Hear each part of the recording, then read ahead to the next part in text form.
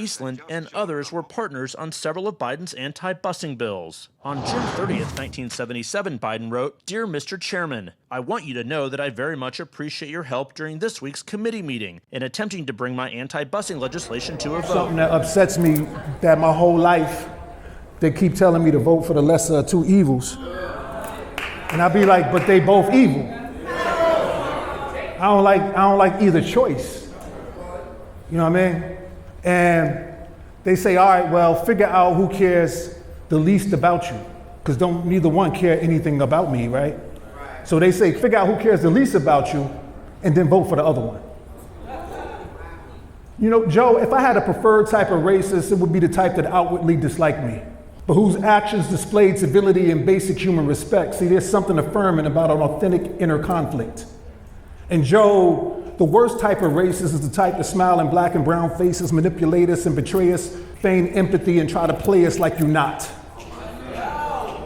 Joe, Mr. Distinguished Gentleman from Delaware for over 30 years, where your policies helped to recreate the state into an Arizona-style prison industrial complex colony where fathers and their progenies are all trapped up in the injustice system, and everyone I know from Delaware has an immediate family member with an arrest record.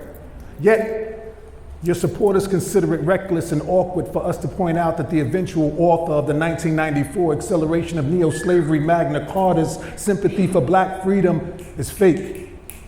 And isn't it ironic, Joe, that in Slavery 1.0 we had the Underground Railroad, but in Slavery 2.0, the first state's railroad station has become your namesake? And if I was to tell you that my people were being railroaded, you would be like, man, that's fucked up. But Joe, you did that.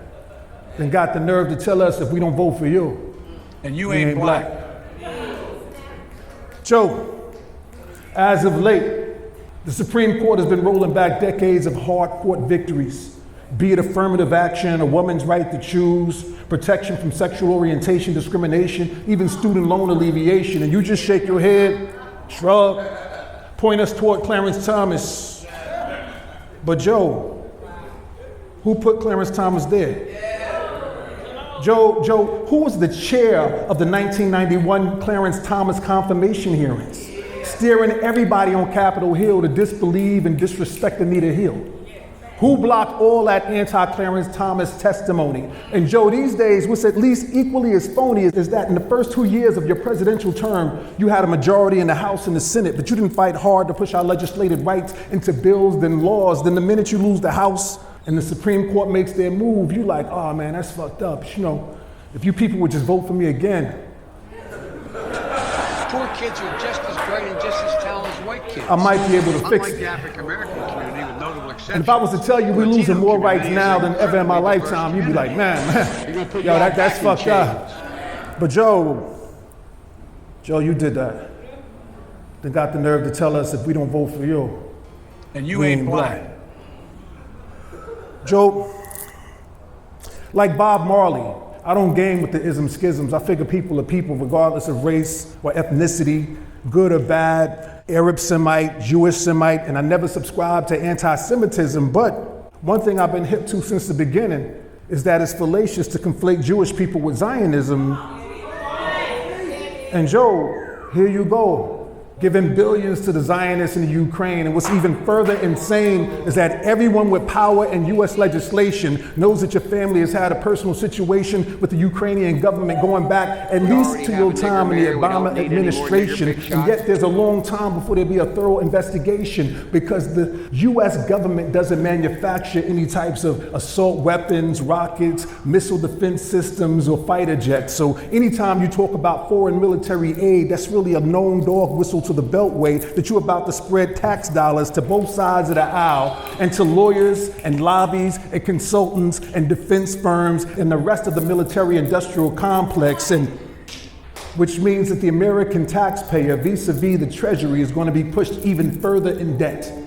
And not to help offset infrastructure issues, houselessness, poverty, or healthcare. Not when your platform since you've been president is about how billions of American tax dollars will be better spent elsewhere.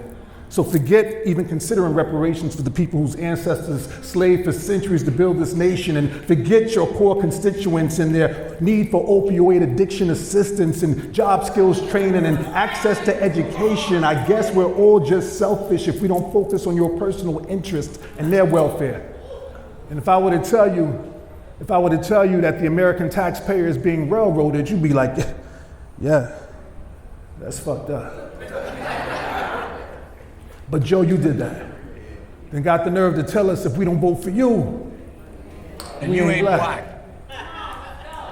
And if supporting the slaughter of thousands of innocent children is something you would consider a problem, but you can't do nothing about it because you're scared of your benefactors and your power brokers, then how could we vote for you anyway when you ain't sovereign?